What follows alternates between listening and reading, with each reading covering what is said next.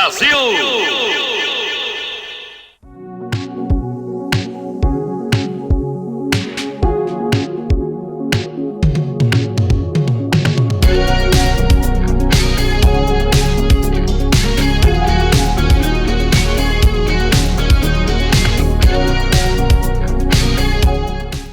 Oi pessoal, bem-vindos ao canal Roça Riders. Já sabe, né? Se não é inscrito no canal, se inscreva, deixa aqui um like, deixa um comentário também, por favor. Esse aqui é mais um vídeo da série comentando sobre a série da Amazon Prime, Rings of Power, Anéis do Poder, em português, da saga do Senhor dos Anéis. E, bom, antes de qualquer coisa, talvez esse seja o meu review que tenha mais spoiler sobre o episódio. Tá aí o alerta, tá? Alerta spoiler.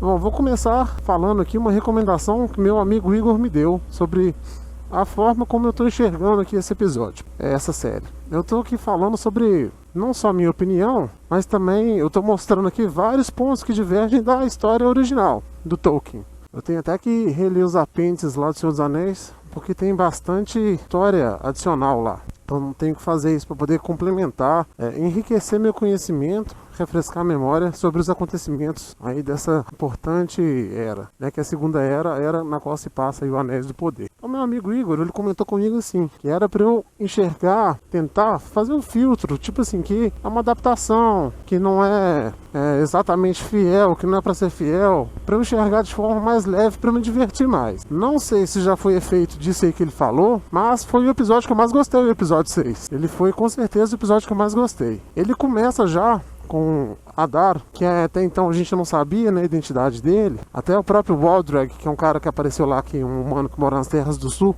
perguntando se ele era o próprio Sauron, né, ficou em aberto isso daí, se ele era o próprio Sauron ou não. Começa ele enterrando umas sementes na terra e depois indo convocando os orcs para batalha contra os humanos lá, que tinham sobrado. E a batalha foi muito legal, essa batalha aí dos orcs e dos humanos. Teve bastante estratégia envolvida aí, foi muito interessante. Que viagem é essa, velho? Então teve bastante... O combate foi muito bacana, o Arondir fazendo algumas legolices ali bem controlado. E foi legal, foi bastante bacana isso daí. E a batalha foi dividida em duas fases. Teve uma fase de batalha na torre, na qual somente o Arondir ficou. Eles montaram uma armadilha lá pros orcs. Aí os orcs chegaram lá, eles quebraram a torre. Aí isso daí já matou uma porrada de orcs. E o Arondir fugiu. Enquanto isso, os humanos já tinham fugido já tinham ido pra aldeia. E eles sabiam que ia ter uma segunda batalha com os orcs que tinham sobrevivido a esse atentado deles lá. E o Arondir enterrou, nesse momento lá, uma semente. Fazendo a mesma coisa, na verdade ele não enterrou, ele deu lá pra mulher lá, que eu esqueci o nome, deu pra ela uma semente, pra ela enterrar também, que era o costume élfico de fazer isso, quando você vai pra batalha. Que já que uma vida pode ser perdida, pelo menos outra tá sendo plantada ali, tá sendo gerada. Então já mostrou que o Adar e o Arondir têm um costume em comum.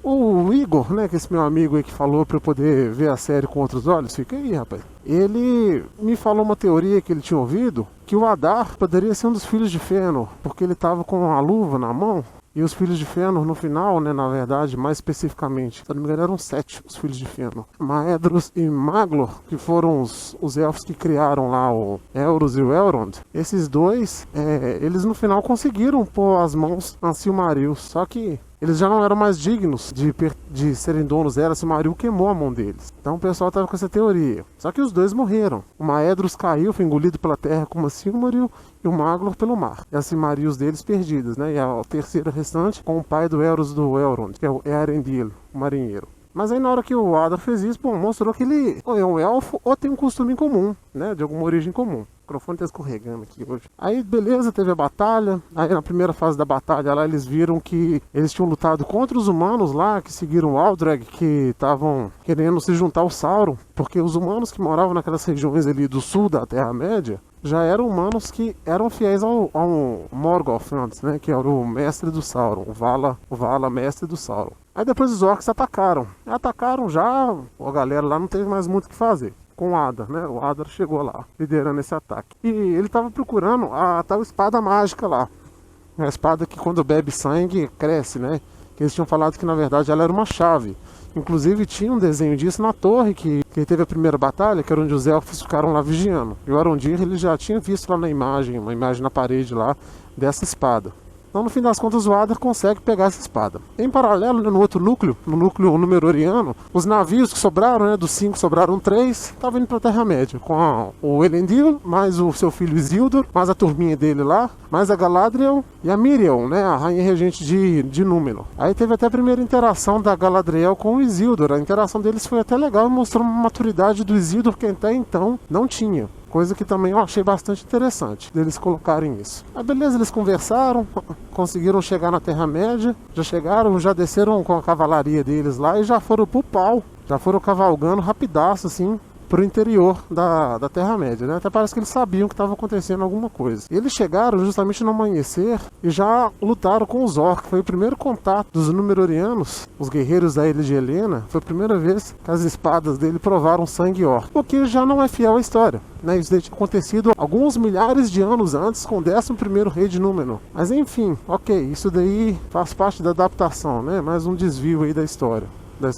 original. Aí os Númenóreanos chegaram, desceram o cacete nos orcs, foram atrás do Adar, o Halbrand pegou, ele tava indo também, não, o Halbrand. Inclusive, nesse episódio ele se assumiu, né, depois como rei, quando ganharam ainda aquela batalha dos orcs, os caras falaram, olha o rei, eles viram o símbolo, né, que ele carrega lá, o nosso rei, você. Aí ele falou, sou mesmo, cara. Aí, beleza, ele se assumiu como rei do sul, que era a intriguinha que ele ficava lá com a Galadriel, né, vai ser rei, não vai ser rei, vai ser rei, não vai ser rei. Então ele finalmente se aceitou como rei lá dos povos do sul. Então a situação que tá, velho, eles capturaram o Adar, capturaram, em teoria, a espada, né, que tava dentro de um pano velho lá. Capturaram a espada, capturaram o Adar, capturaram alguns orcs. E o nome do episódio é Udum. Se você não sabe o que é Udum, eu já vou falar pra você. Inclusive tem uma referência aí legal, né, no filme dos Senhor dos Anéis, quando Gandalf luta contra o Balrog. Ele fala que ele é um servidor do fogo sagrado, né, que é o fogo que dá vida, que tá no coração de Arda. E que ele não ia se dobrar a alguém da chama de Udum. Eu já vou falar o que é se você não sabe.